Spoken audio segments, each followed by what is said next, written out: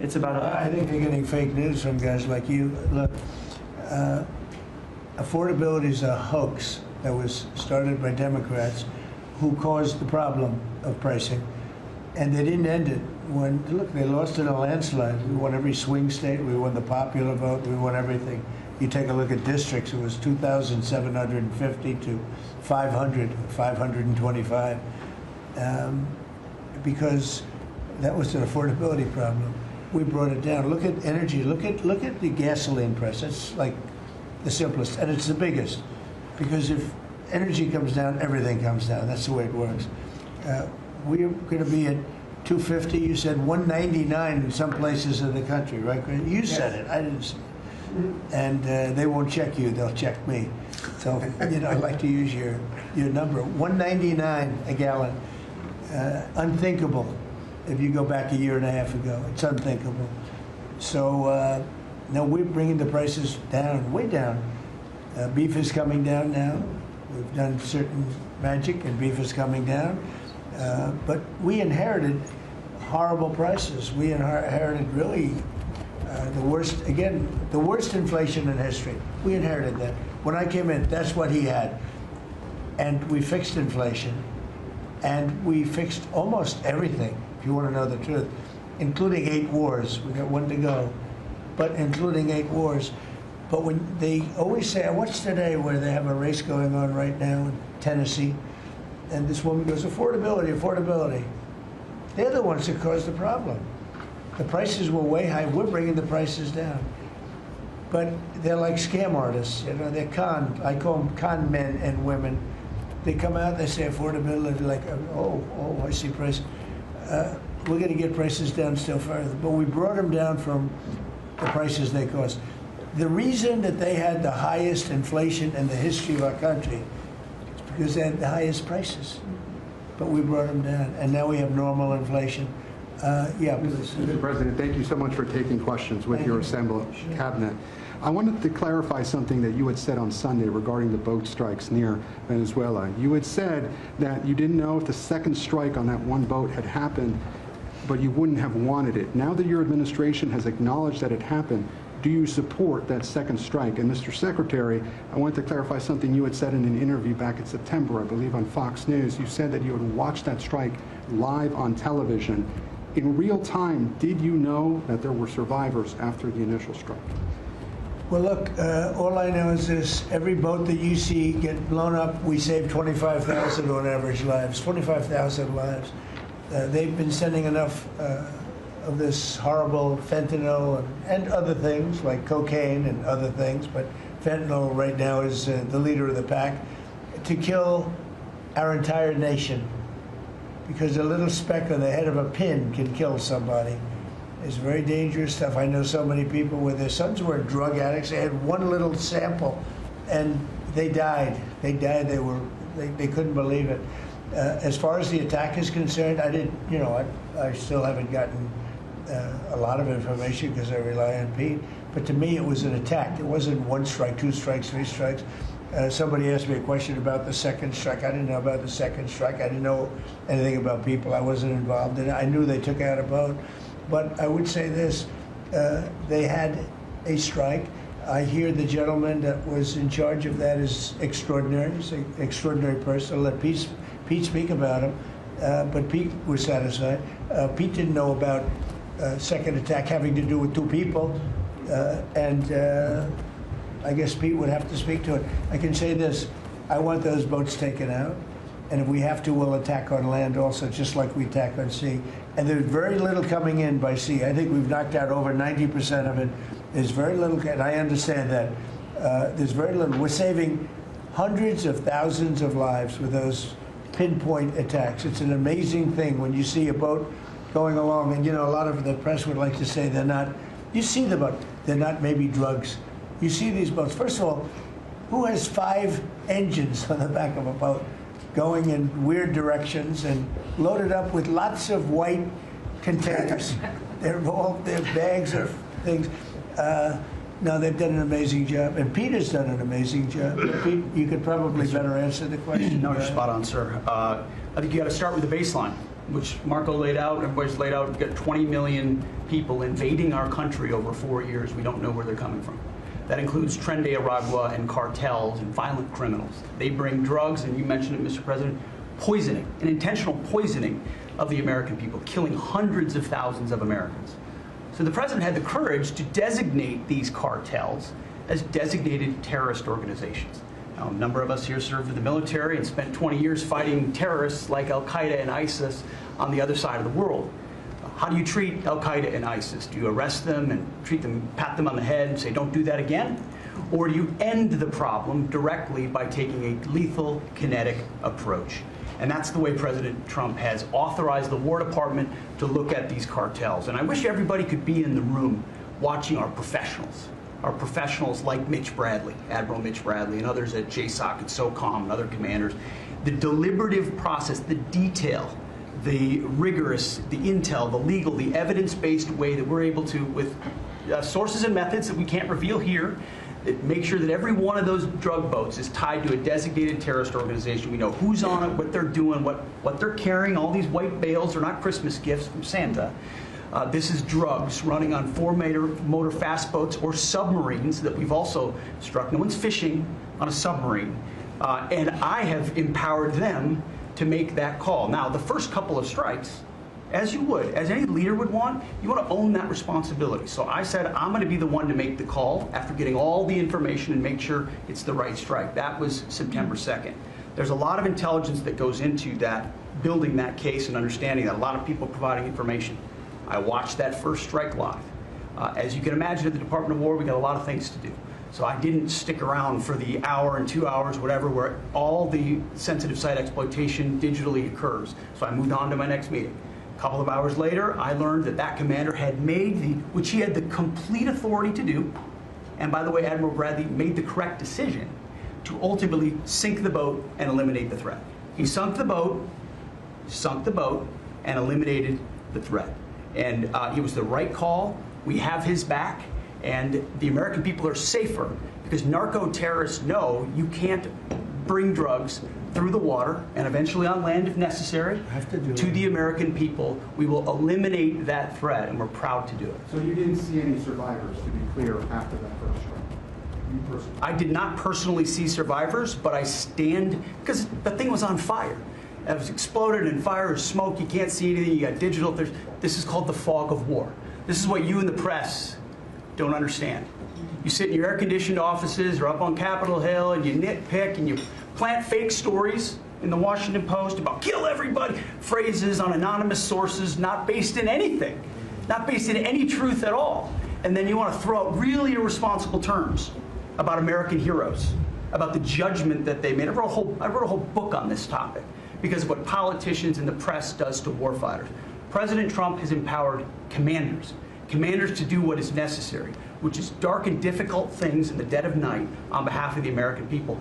We support them, and we will stop the poisoning of the American people. And Mr. Secretary, on the second strike, you said it happened more than an hour after the first. Did I hear it correctly? I couldn't tell you the exact amount of time. Minutes, or you went off the room, is what you're saying. I already stated my answer quite clearly. So remember this, we lost last year, I think it was more than that, but you know, people don't like saying it because they always said 100,000, 115,000, numbers we've been hearing for years. So we lost last year more than 200,000 people, dead people, ruined families beyond the 200,000. And those 200,000, that family will never be the same. But these people have killed over 200,000 people, actually killed over 200,000 people last year. And those numbers are down. Those numbers are down. They're way down. And they're down because we're doing these strikes, and we're going to start doing those strikes on land, too. You know, the land is much easier. It's much easier. And we know the routes they take. We know everything about them. We know where they live. We know where the bad ones live. And we're going to start that very soon, too. Mr. President, thank you so much, Mr. President. You know what? When we start that, we're going to drive those numbers down so low.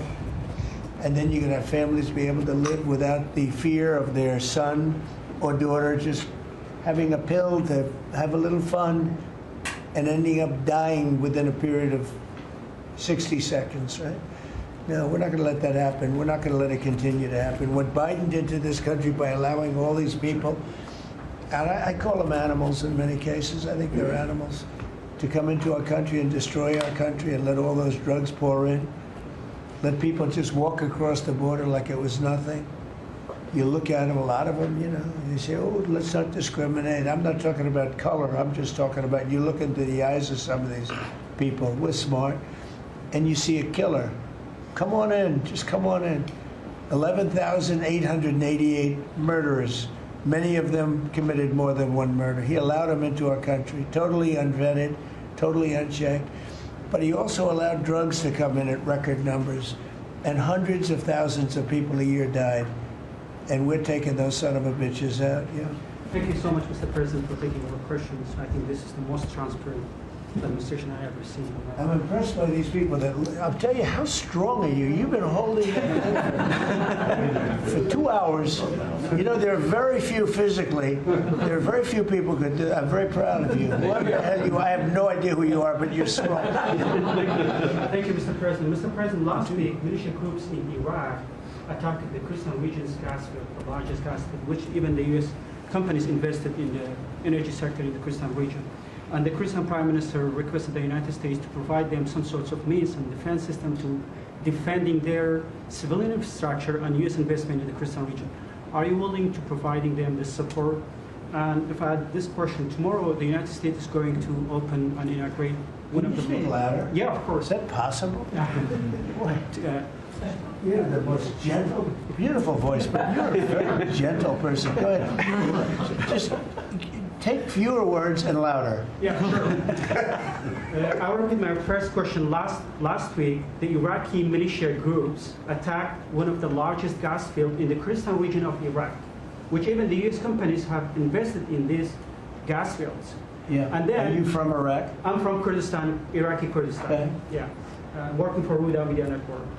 And the Kurdistan region prime minister, he requested the United States to providing them some sort of defense system to defending these gas fields and U.S. investment in the Kurdistan region. Are you willing to helping them? Well, we're going to look at it. I heard about it, and I'm hearing about it more now, frankly. It wasn't at the top of my list.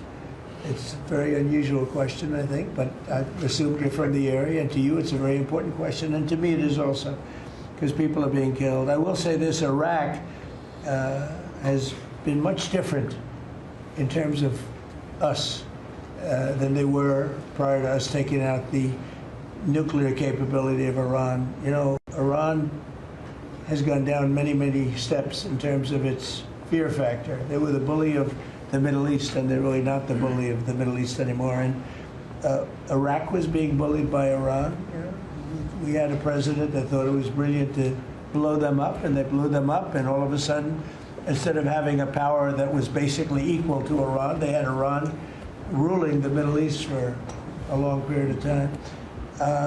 But Iraq, from the day we hit them with those B-2 bombers and knocked out and obliterated, because CNN said, well, maybe it wasn't total obliteration. Well, it turned out it was totally obliteration. It was every single one of those missiles hit its target. It was actually amazing, but it was wiped out, totally wiped out. I will tell you, Iraq has been a much friendlier place. They talk to us.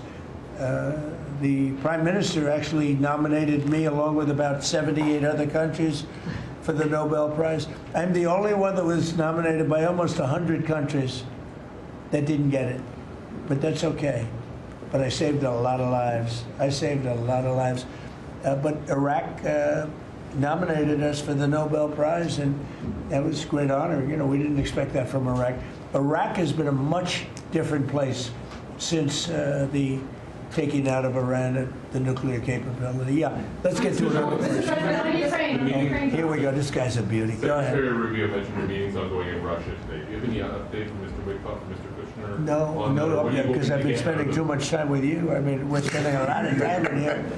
We wanted to do this you talk about being open and transparent. This has to be the most transparent administration in history. We spent a lot of time answering your questions and giving you a lot of good results. I mean, I think everybody here gave you good results. But no, I don't. I will have after I leave here. Or do you hope for a breakthrough, or is it not? I don't know. Look, I don't know. All I can tell you is that we're trying very hard to save 25 to 30,000 people, mostly men, mostly soldiers, every month. 25,000 to 30,000 soldiers. It's impossible. That's half a stadium. Take a big football stadium. Take half of those people in a stadium, and they're wiped out. They're killed every month. It's crazy. That war is crazy. It would have never happened with me, and it didn't happen for 4 years. And you just mentioned potential land strikes. Can you elaborate anything on that? Are you talking Yeah, about I'll elaborate. If they come in through a certain country or any country, or if we think they're building mills for whether it's fentanyl or cocaine. I hear Colombia, the country of Colombia, is making cocaine. They have cocaine manufacturing plants, okay? And then they sell us their cocaine. We appreciate that very much. But yeah, anybody that's doing that and selling it into our country is subject to attack. So not necessarily just Venezuela. No, not just Venezuela, no. Venezuela's been very bad. Venezuela's been really bad in something else, probably worse than most, but a lot of other people do it too. They would send murderers into our country. They would empty their jails into our country. They sent people into our country that we don't want. They sent their drug dealers and their drug people into our country. They sent people from their mental institutions into our country, and we're getting them out. That was bad. That was real bad. And they also sent drugs. Yeah. On Tim Walz, Mr. President, do you think he should resign over the fraud scandal in his state? And who should? Tim Walz, over the fraud scandal in his state. Look, I think the man's a grossly incompetent man. I thought that from the day I watched J.D. destroy him in the debate. I was saying, who was more incompetent, that man or my man?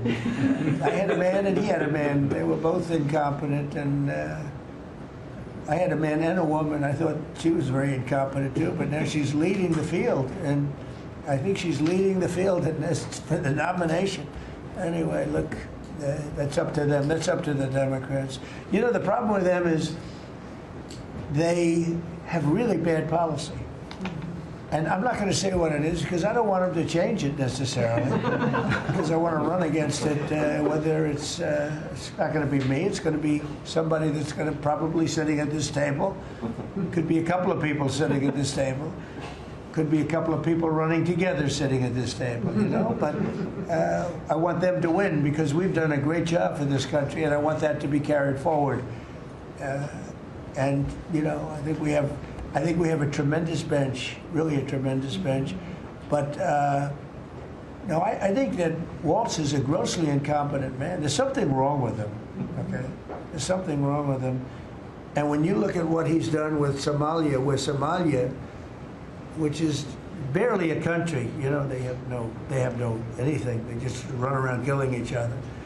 There's no structure. And when I see somebody like Ilhan Omar, who I don't know at all, but I always watch her for years. I've watched her complain about our Constitution, how she's being treated badly. Our Constitution, the United States of America, is a bad place. Hates everybody, hates Jewish people, hates everybody. And I think she's an incompetent person. She's a real terrible person.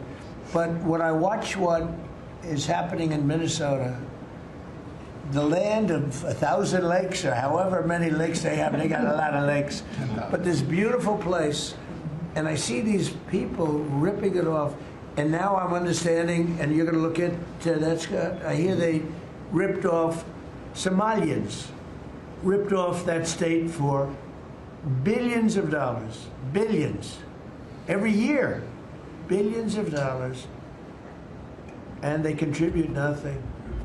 The welfare is like 88%. They contribute nothing. I don't want them in our country, I'll be honest with you, okay? Somebody would say, oh, that's not politically correct. I don't care. I don't want them in our country. Their country's no good for a reason. Their country stinks, and we don't want them in our country. I can say that about other countries, too. I can say it about other countries, too. We don't want them to hell. We have to rebuild our country. You know, our country's at a tipping point. We could go bad. We're at a tipping point. I don't know if people mind me saying that, but I'm saying it. We could go one way or the other, and we're going to go the wrong way if we keep taking in garbage into our country. Ilhan Omar is garbage. She's garbage. Her friends are garbage. These aren't people that work. These aren't people that say, let's go, come on, let's make this place great. These are people that do nothing but complain. They complain. And from where they came from, they got nothing. You know, they came from paradise, and they said, this isn't paradise. But when they come from hell, and they complain and do nothing but bitch, we don't want them in our country. Let them go back to where they came from and fix it. Okay. Thank you very much, everybody.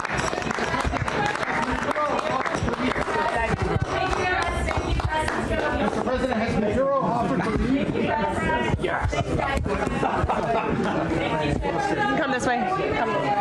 Thank you, Press. Thanks, guys. Thank you.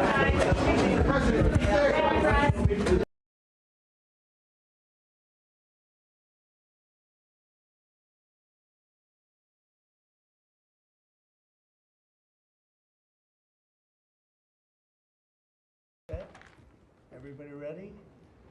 It's nice to be with you. Welcome to the final cabinet meeting of 2025, a year that will go down as the most consequential and successful first year of any administration. They're saying that, not me.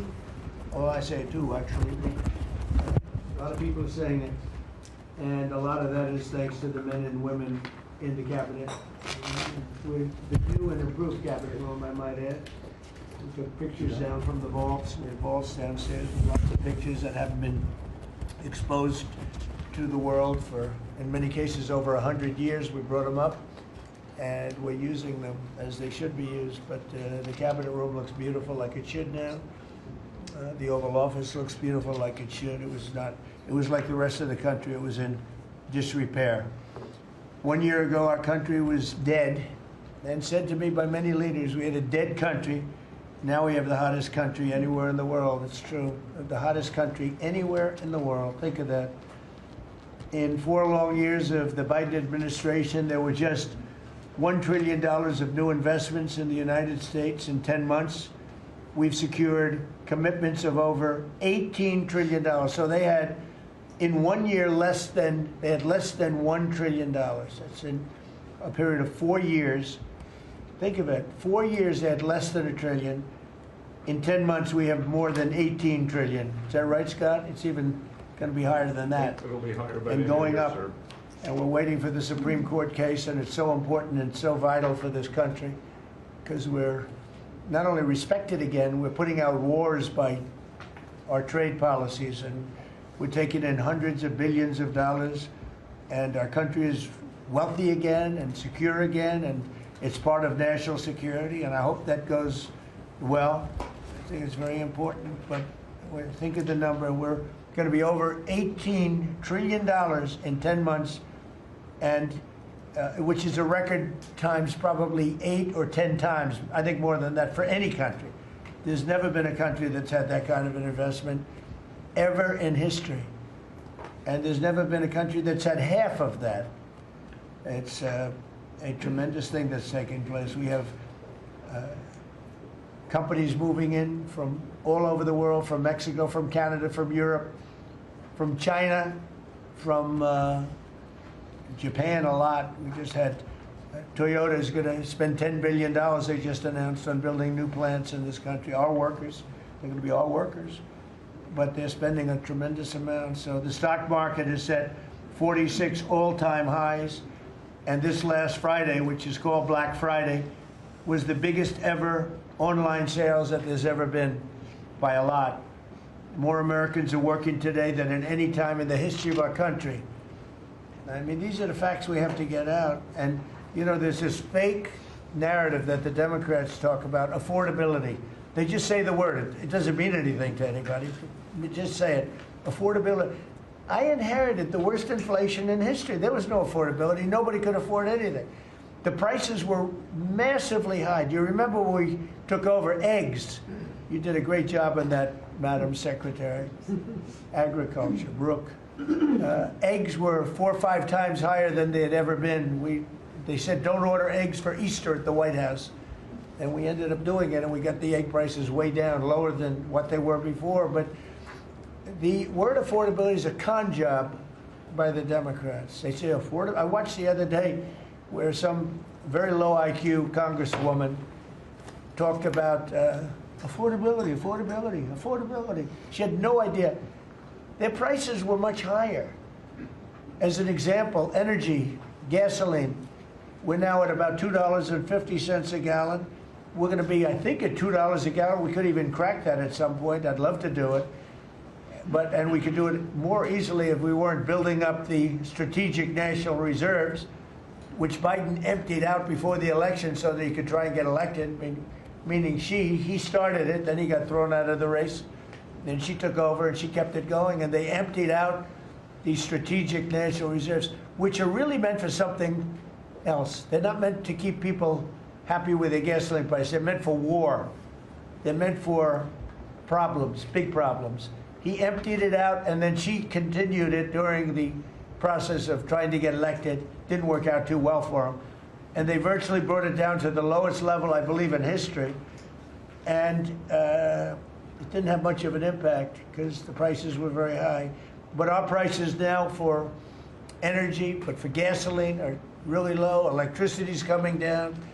And when that comes down, everything comes down. But the word affordability is a Democrat scam.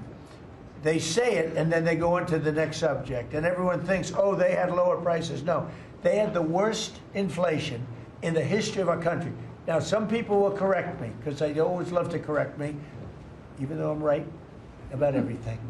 But some people like to correct me, and they say 48 years. I say it's not 48 years, it's much more. But they say it's the worst inflation that we've had in 48 years. I say ever. But whether it's 48 years or ever, it's pretty bad. We had the worst inflation that we've ever had. Since last January, we've stopped inflation in its tracks. And there is still more to do. There's always more to do, but we have it down to a very good level. It's going to go down a little bit further. You want to have a little tiny bit of inflation. Otherwise, that's not good either. Then you have a thing called deflation. And deflation can be worse than inflation. But we have it almost, we'll soon be at a perfect level, but we inherited the worst inflation. But we have 20 states that are now selling gasoline at less than the $2.75, think of that, $2.75, and it was at $5 under Sleepy Joe. Grocery prices are down with the cost of Thanksgiving turkey this year down 33%. It was lower than 33% lower than under the Biden administration. Egg prices are way down 86%, thank you. And mortgage rates, despite the fact that we have an incompetent chairman of the Fed, a real dope, who should reduce rates. I saw even Jamie Dimon said he should be reducing rates. I never saw Jamie Dimon say that. I wonder why he said that. But he really said it because he's right. But we have a guy that's just a stubborn ox who probably doesn't like your president, your favorite president. But they're going to be coming down. We'll be announcing somebody probably early next year for the new chairman of the Fed. I talked to Scott about taking the job, but he doesn't want it. You got the greatest job here. Yes, sir. Right? He said, no, I want to stay chairman. I want to stay right where we are, Treasury. And I think we're doing really great, aren't we? We're doing great, sir, and it's a great team to be part of. Yeah, no, it's amazing. Under my executive order to lower prescription drug prices, which I think is the single biggest thing we've ever done that nobody writes about because you're fake news. I've made unprecedented deals along with Bobby and Oz and all of the people that work on it. A lot of people that you wouldn't even think work on it, but they do, to slash drug prices by 200%, 300%, 400%, 500%, 600%, 700%, 800%. Nobody's ever heard of it before because I instituted favored nations and no nation agreed to do it. And then I said to the nations, if you're not going to do it, I'm going to charge you 100% tariff, which is more money than we're talking about. And they said, sir, we'd love to do it. Please, we would be honored to do it. And they agreed that they would go along with the whole thing. Nobody thought you could do it because they felt, number one, you couldn't get the drug companies to do it. So we're paying, as an example, for the, let's call it the fat drug, F-A-T, for fat people. Anybody use it at the table? Don't ask. But the fat drug was $135. Think of that. For certain people, $1,300 for certain countries, $1,300 in New York. So in New York it was $1,300, and in London it was $135. And a friend of mine called me, he said, what is this? Why is it? He got used to paying $1,300. Well, now what we have it down to is, Bobby, what's the number? Like 150 or something? We have it down to a low number, don't we? Yeah, it's around 125, 150. Think of that. So we got it down from $1,300 to $125 to $140, depending on various countries. In other words, we're paying the lowest price, tied for the lowest price in the world. People said you could never do that because you couldn't get the countries to agree to it. I did. Every country agreed to it because I said, if you're not going to agree to it, that's okay, I'm going to charge you tariffs. And as soon as I said that, they said, we agree. And then we had to be a little tough with the drug companies, but they came along. The bigger problem was the countries. The countries just wouldn't go along with it, but they did, every country. So we have reduced drug prices by 500, 600, 700, 800, 900%, depending on the drug, depending on the company, depending on all of the different factors involved. Nobody's ever even thought of drug reductions like that, price reductions. And I told you the story that in my first term, I was so proud of myself because I reduced drugs. It was the first time in 28 years that drug prices were reduced. It was 1/4 of 1%, 1/4 of 1%. And I was so proud of myself. I said, it's the first time in 28 years that drug prices went down over the course of a year, over the course of a presidency. 1 year. 1/4 of 1%. I had a news conference. I was so proud. Now I got them down, not 1/4 of 1%. I got them down 400, 500, 600% and more. And the fake news won't write about it. And it's going to have a huge impact on healthcare because a big part of it's buying drugs, buying prescription drugs. It's going to have a huge positive impact because Obamacare is a disaster. I said it years ago, and I say it now, and the money should be paid, taken away from the insurance company. Obamacare was made to make the insurance companies rich. Their stocks have gone up 1,000% in a short period of time because the money goes to the insurance company. I want the money to go to the people. Let all the money go to the people, and let the people go out and buy their own health care. And I see on television, people are advertising now, we will help you buy health care. We will go out and help you buy. That's becoming like an industry because of what I said. So something's going to happen. It's probably not going to be easy because the Democrats, frankly, they don't want to make a good deal for the people. They just want to make a bad deal for the country. They want to make a bad deal for the Republican Party. But the Republican Party is united, and I will say that what I would like to do is the money doesn't go, trillions of dollars get paid to drug companies, and you still have lousy health care. Obamacare is horrible health care. We want it to go to the people, and then let the people go out and buy their own health care, and they'll do great. They'll do great. So we're negotiating that now with the Democrats. Well, congressional Democrats want the largest tax hike in history. I proudly signed the largest tax cuts in American history with the Great Big Beautiful Bill. The Great Big Beautiful Bill, the biggest piece of legislation ever signed, and that includes the extension of the original Trump tax cuts. But it's the biggest tax cut ever signed, and it includes no tax on tips, no tax on overtime, and no tax on Social Security. Nobody's ever seen anything like it. So think of that. And in addition, you get, if you buy a car, this is great for our car industry because we have a lot of car plants. We're bringing back the automobile business.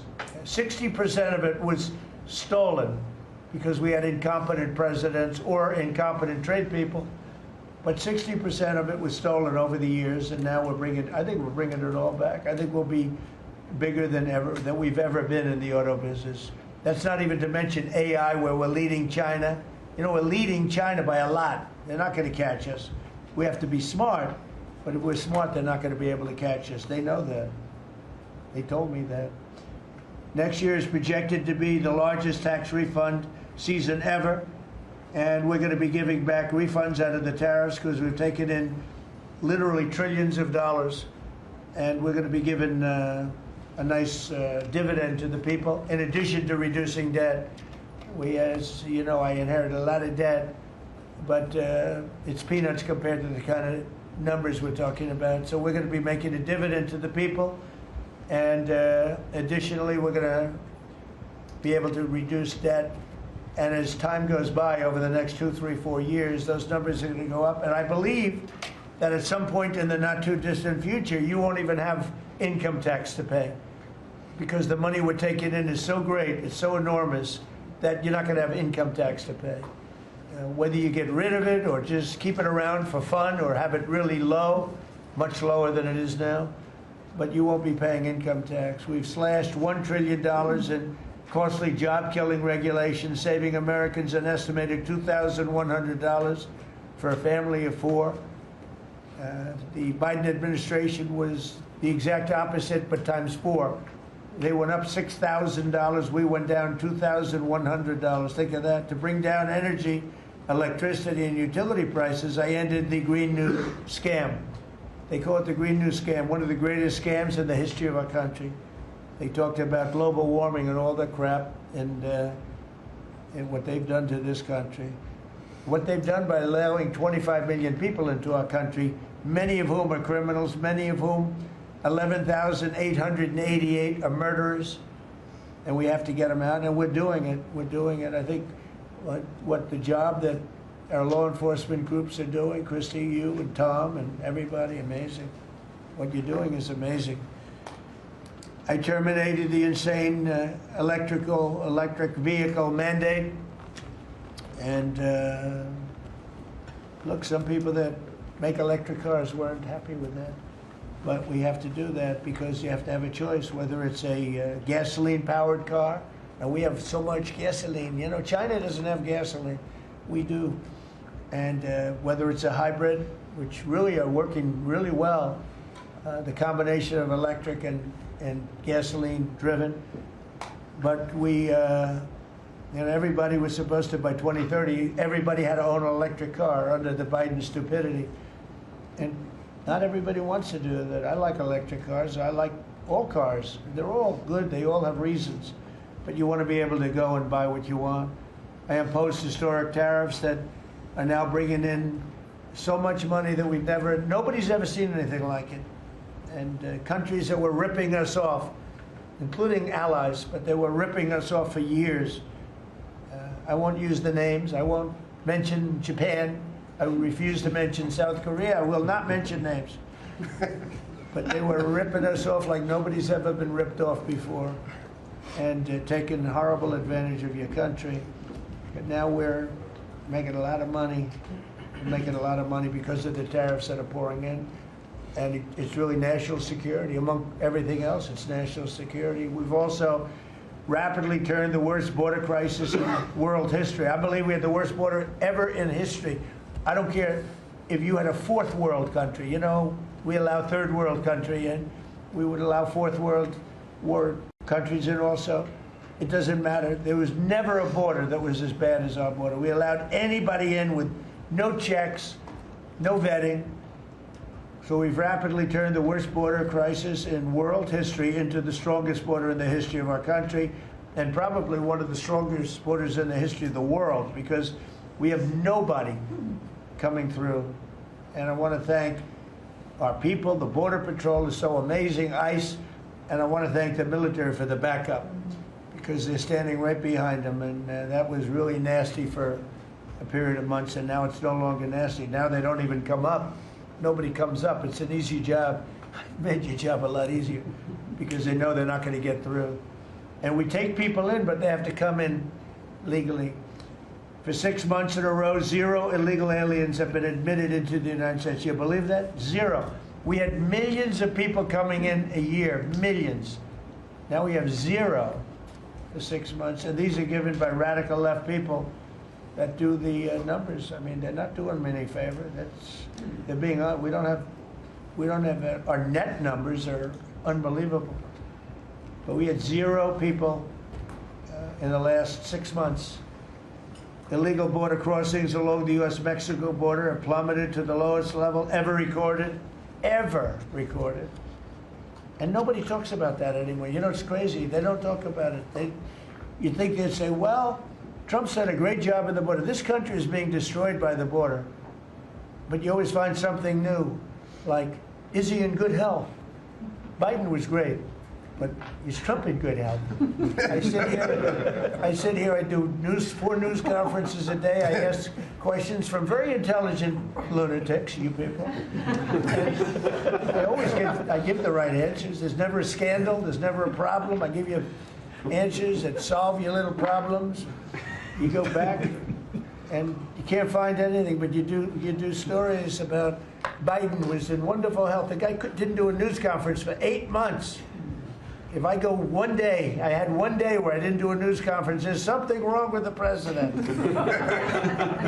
You people are crazy. I'll let you know when there's something wrong. There will be someday.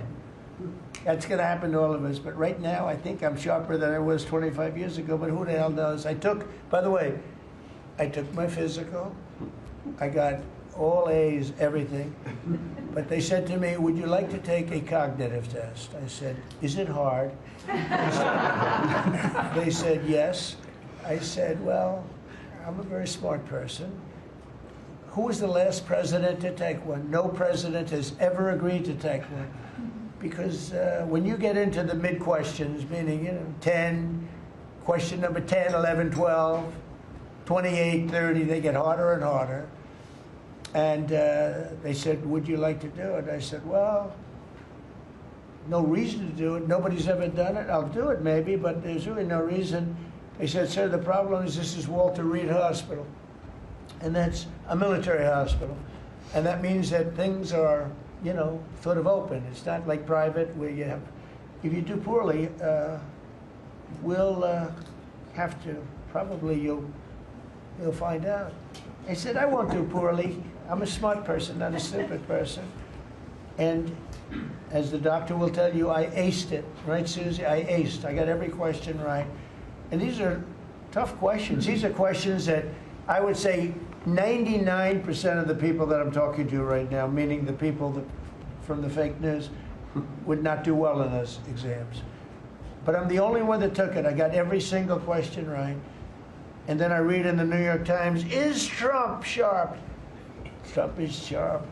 But they're not sharp. That's why they're going out of business, the New York Times. I hear that they're losing so much money, it's ridiculous. They're a bunch of fakers. But we can never let another thing happen like what happened to us with a fake election, with a rigged election, where a guy like Joe Biden assumes the presidency. Because the man was grossly incompetent. And he was incompetent 30 years ago. But he was really incompetent for those last few years, and our country was put at great danger because of it. So for 6 months in a row, we had 0 people. Illegal border crossings along the U.S.-Mexico border have plummeted to the lowest level ever, ever, ever. Think of that. And the net benefit to our country is enormous, incalculable. America is strong and respected again. On the world stage, we're really respected. In fact, I went to a NATO and they were calling me the president of Europe. We're doing very well. We have a lot of respect. As you know, we have a problem with a war that our people are trying to settle now with Russia and Ukraine. We are not involved in the war monetarily anymore. Biden gave away $350 billion like it was candy. That's a massive amount of money. And much of it in cash, a lot of it in equipment. I don't give away anything. We sell the equipment to NATO. The European nations pay us for the equipment, 100% price. And then they bring it to Ukraine or whatever they do with it. But we're trying to get that settled. I've settled 8 wars. this would be the 9th, and our people are over in Russia right now to see if we can get it settled. Not an easy situation, let me tell you. What a mess. It's a war that never would have happened if I were president. Not even a chance. And it didn't happen for 4 years. We've renamed the Department of Defense the Department of War, and I thought that would be controversial. And frankly, I tell you what, I haven't met one person, there's not one person I've met that doesn't like it. You know, think of it. We won World War I, World War II, everything in between, everything before it. And then we said, let's change the name. So we changed it back to what it was, Department of War, and Pete's doing a great job.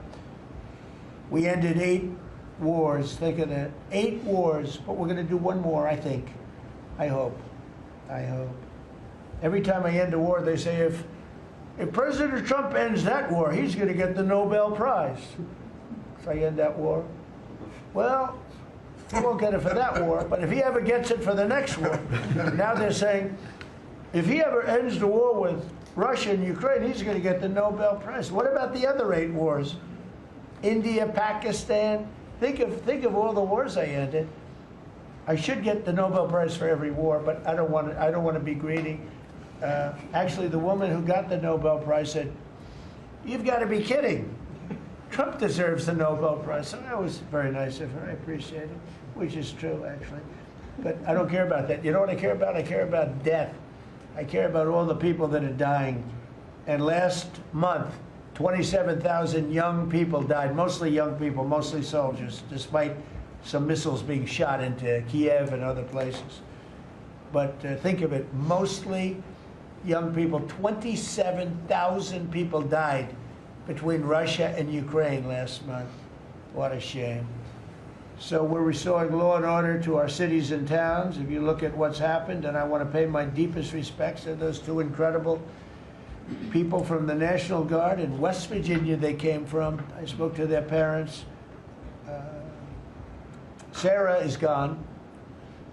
She passed away. She's looking down on us now, and she loves her parents, and they loved her. They were, somebody said, how are they doing? I said, the word is devastated. Doing. How are they going to do? They're devastated. The rest of their lives they're going to be devastated. She was an incredible person, highly respected, top of her class, everything. She was like a perfect human being. 20 years old, just started. She was like a baby. She was so proud. They were giving her a promotion. And she told the parents that she was getting a promotion. And they were so proud of her. Then they get a call that this happened.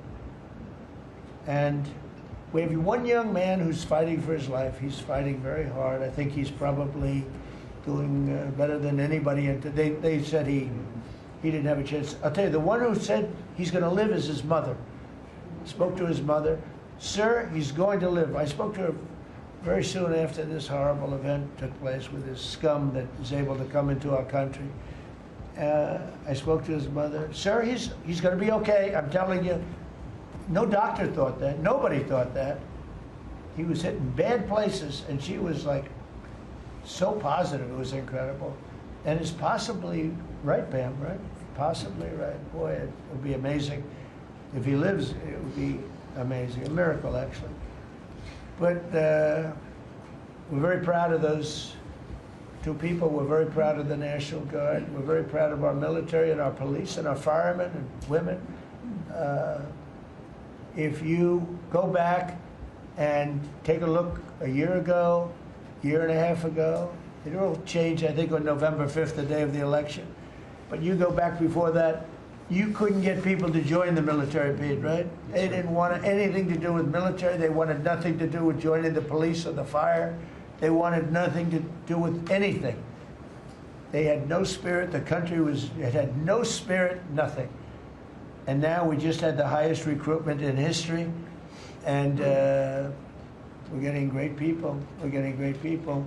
And I will say, despite what just happened, Washington, D.C. has become a really safe place. And I guess this lunatic probably was upset that the National Guard is so effective, because we were really, really effective, and we are. And Washington, D.C. is now considered a very, very safe city. We had crime numbers a year ago that was so bad. embarrassment that the city, the capital of this country, could have numbers like that. And Washington now is, I mean, no murders, no this. It's been a miracle also what happened here. And now we're in Memphis, and we're going to New Orleans pretty soon. Over there, the governor called me. He'd like to have us go there. Governor Landry, great guy, great governor. He's asked for help in New Orleans, and we're going to go there in a couple of weeks. And we're doing a real job. Even Chicago's down a little bit because we have a minor force there. We could knock it down within 4 or 5 weeks. We could bring it down to almost nothing. But we have a governor that's grossly incompetent, and we have a mayor that's even more incompetent than the governor. He's a very low IQ person. And typically low IQ people don't make good mayors. So I want to thank all of our cabinet members. They're high IQ. Let me say one. Yeah, generally speaking, a couple I'm a little concerned about. No, but I want to thank, we have a great cabinet, an amazing cabinet, amazing people. All of them, you know, sort of have become stars. We're getting credit for the good cabinet, actually. And I just want to wish everybody a great holiday. We've I think, done a great job with the White House, bringing the White House back. You see the Palm Court that was redone. The Lincoln bedroom was redone. The Lincoln bathroom is now gorgeous, like it should have been. It was terrible green tile that was never the way it was supposed to be. It was done in the 1940s, actually, but it was not proper. And we're restoring the White House just like we're restoring the country, and people are thrilled. But the First Lady's done a beautiful job with the Christmas trees and all the decorations. I see the wreaths on the windows. I've never seen that before, on the windows of the White House. And you know, it's 4 stories high. I said, how did they get that wreath? They had people going up in a little dangerous. I wouldn't want to do it. But they put them up, and we have wonderful people working in the White House, and they're really proud to bring the building back. Because this building was a little bit like the country. It was mishandled, it was mistreated. And now it's being given love. And we're building one of the great, I think, maybe the greatest ballroom. We needed it for 150 years. They've been asking. You see the trucks and cranes and excavators in the background, and you hear them. And every time I hear them, I love the sound. To me, I love the sound. I wouldn't say my wife is thrilled. She hears pile drivers in the background all day, all night. They go till 12 o'clock in the evening, day, night, pile drivers. Darling, could you turn off the pile drivers? Sorry, darling, that's progress. But no, we're doing great. It's going to be I think it's going to be the finest ballroom ever built, and we're going to have it here. They've wanted it for 150 years. Think of that.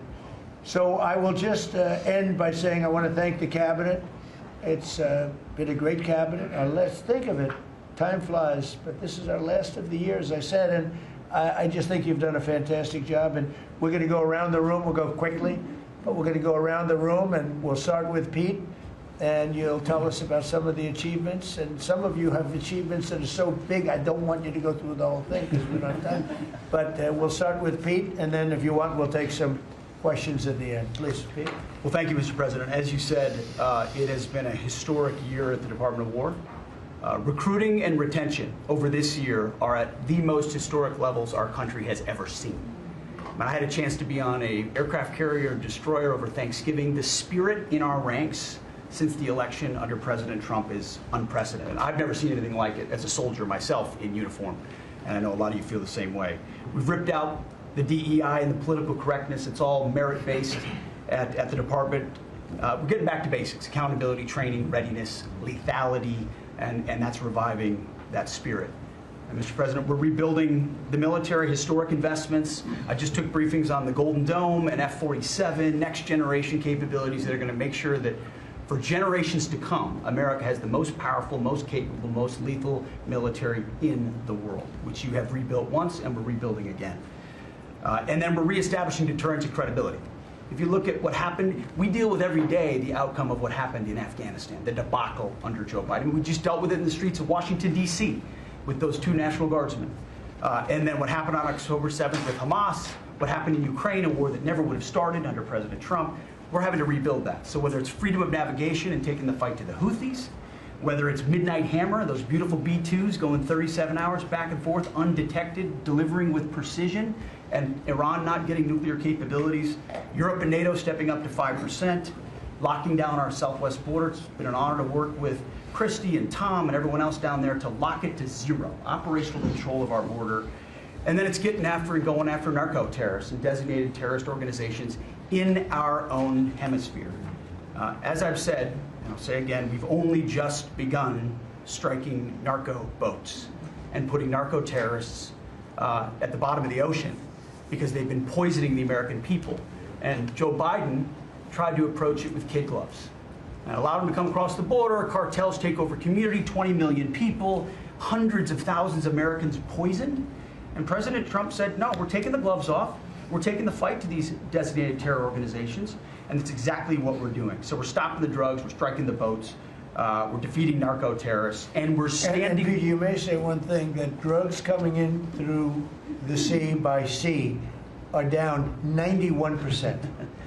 And I don't know who the 9% is. I'm not sure either, sir, because but down 91% by sea. we've had a bit of a pause because it's hard to find boats to strike right now, which is the entire point, right? Deterrence has to matter, not arrest and hand over and then do it again, the rinse and repeat approach of previous administrations. This is meant to get after that approach. And I will just end by saying, as President Trump always has our back, we always have the back of our commanders who are making decisions in difficult situations, and we do in this case and all these strikes. They're making judgment calls and ensuring that they defend the American people. They've done the right things. We'll keep doing that, and we have their backs, Mr. President. Good job. Thank you very much. Howard? So we set out to stop the ripoff of the United States of America. This is about global change of trade. We've been ripped off since 1945 when we set this policy.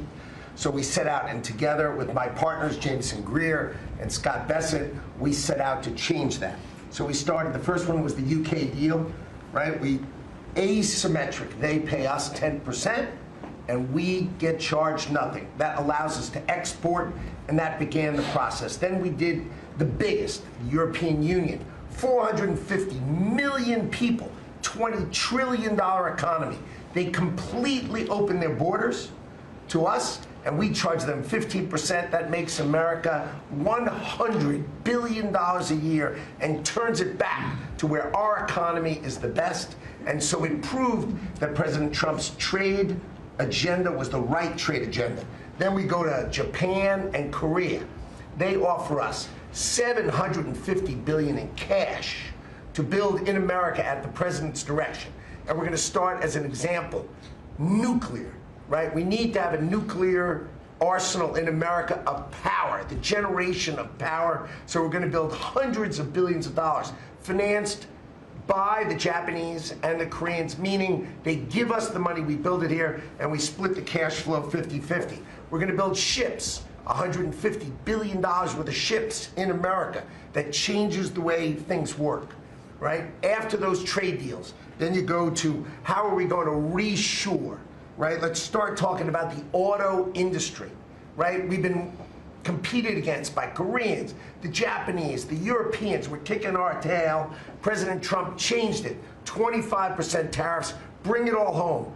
This year, General Motors stock up 40%, Ford up 34%, and on the same day that we announced we had set all the tariffs, Sean Fain, the head of the United Auto Workers, called and said, I can't believe I'm calling a Republican Secretary of Commerce to tell the president that this is the greatest administration for auto workers in America.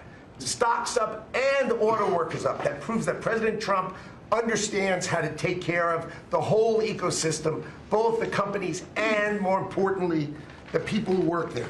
Semiconductors, right? We didn't build any. The Biden CHIPS Act was a $60 billion giveaway, right? We've now turned that.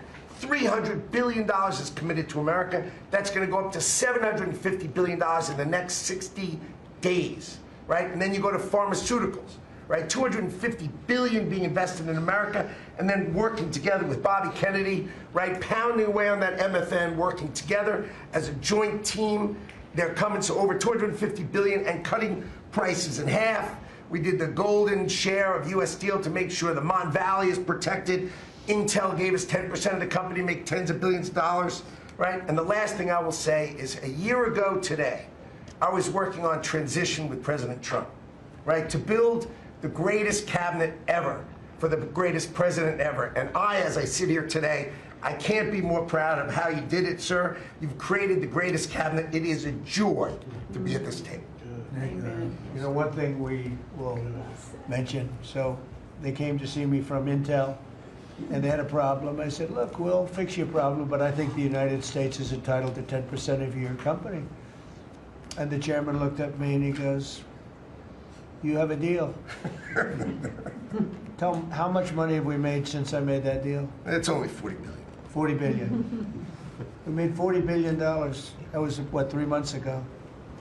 Does anybody write about it? Nobody writes about it. That's okay. Mr. Secretary, how we doing with transportation? Well, Mr. President, so just quickly on aviation, many of you have heard that we have an infrastructure made of copper. We have to transition to fiber. The last administration said it was going to take more than 10 years to complete the transition from copper to fiber. They had no plan to actually do it. We have already completed a third of this transition from copper to fiber. Now it's going to take longer for us to go from analog to digital. By the way, the rest of the world transitioned 20 years ago from analog to digital. We are just going to do that at the FAA right now, but we're buying new radios. We're going to buy new radar. By the way, those radar are going to be made in America, Mr. President.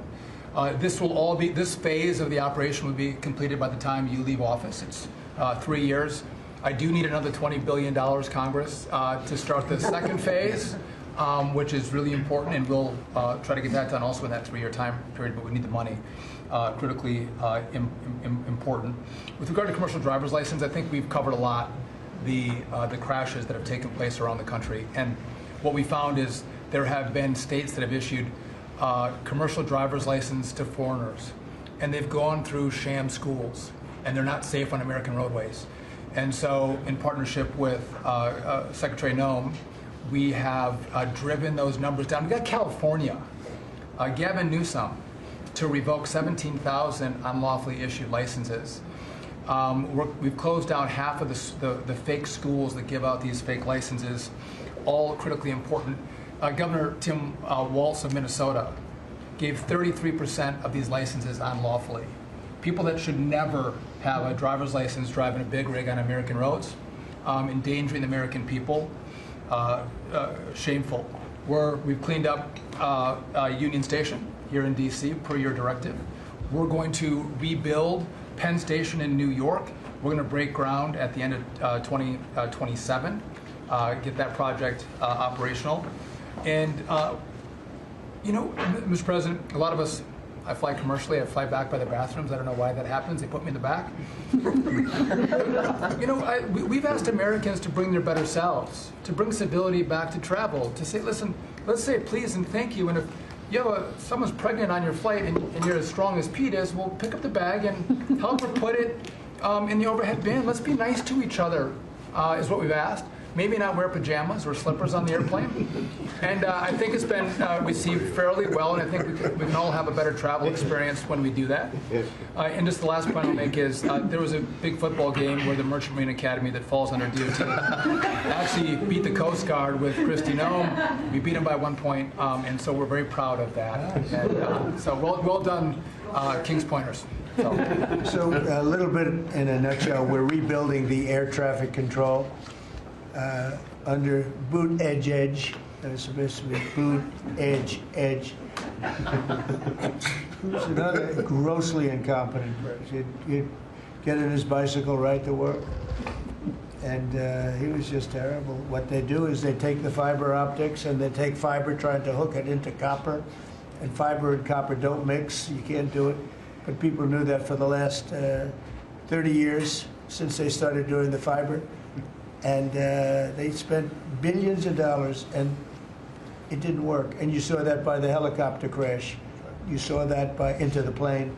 You saw that by a lot of things. So we're doing a brand new air traffic control system, and it's going to be the best, and it's going to be from top to bottom. And we have the 3 top companies in the world bidding on it.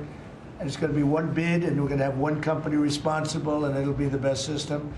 And it's going to make this. Look, our skies are safe. Otherwise, we wouldn't let people fly. But we're going to have the safest skies. We're going to have the best system anywhere in the world.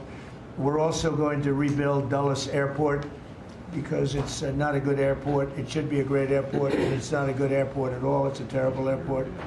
It was incorrectly designed with a good building. Actually, it's got a beautiful terminal.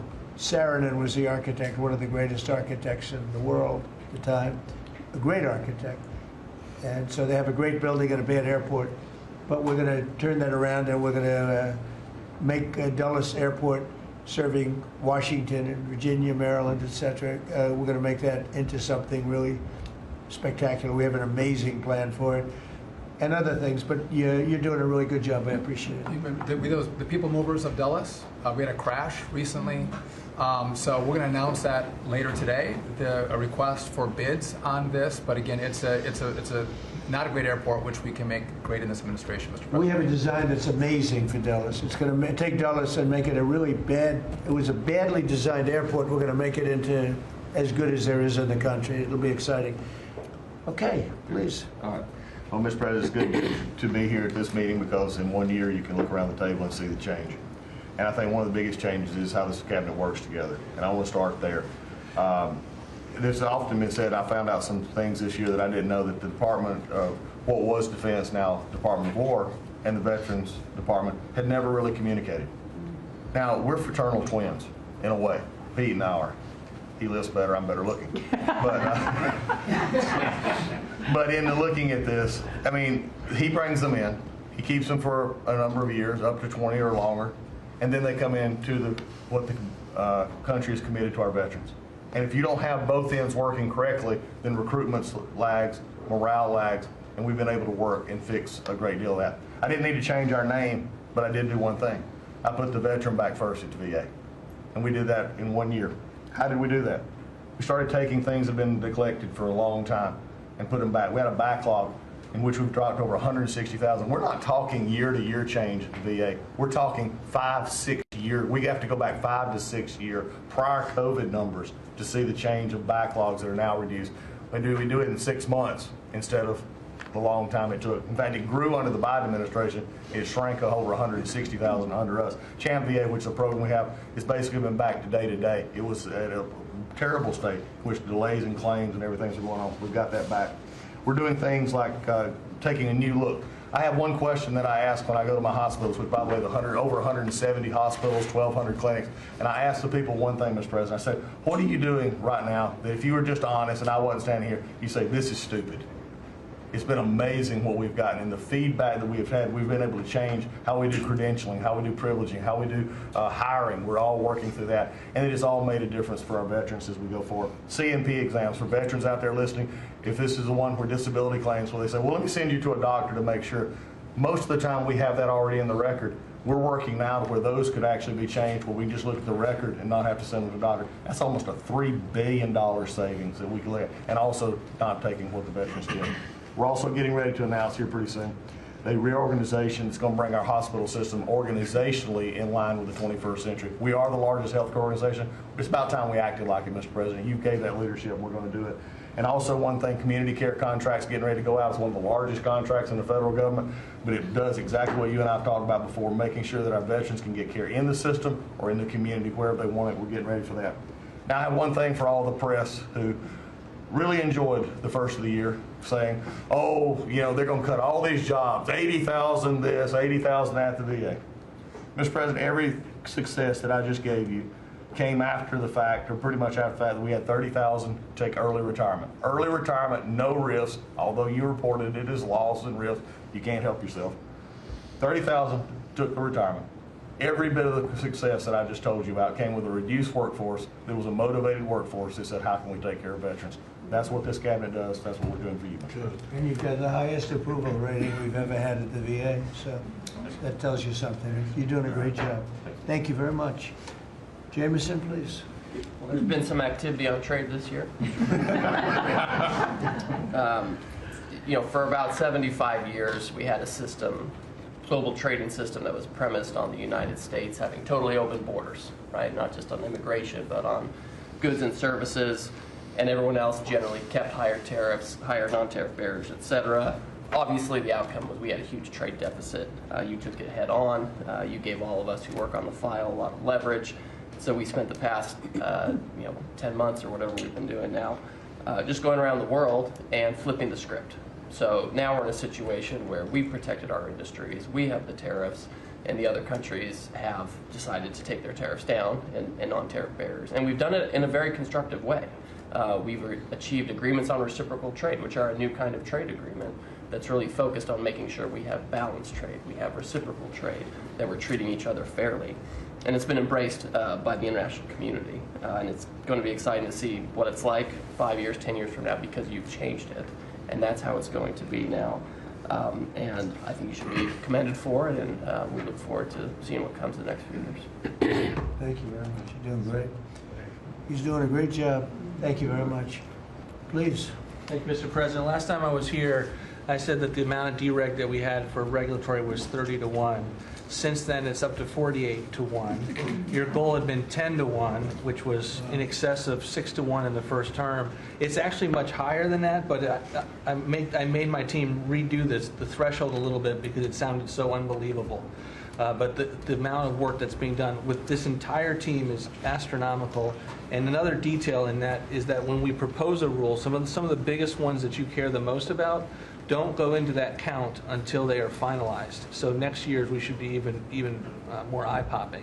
One of those to talk about is the federal acquisitions regulations, which you gave us a charge 6 months ago to dramatically reduce. In 6 months, we've lowered it by 25%, 500 pages, 2,700 mandates, which is a third of the mandates. That's going to lead to savings, competition, and speed. So probably $40 billion for the agencies and savings over the course of 10 years. When we get up and running, it'll be north of between $200 and $400 billion. Competition, about 45% of government bids only have one bidder. So you got no competition in that situation. That will now change, and then we're just getting faster, months, and hopefully we turn it into years, which means you all around this table can buy things that you need quickly, and that you have better vendors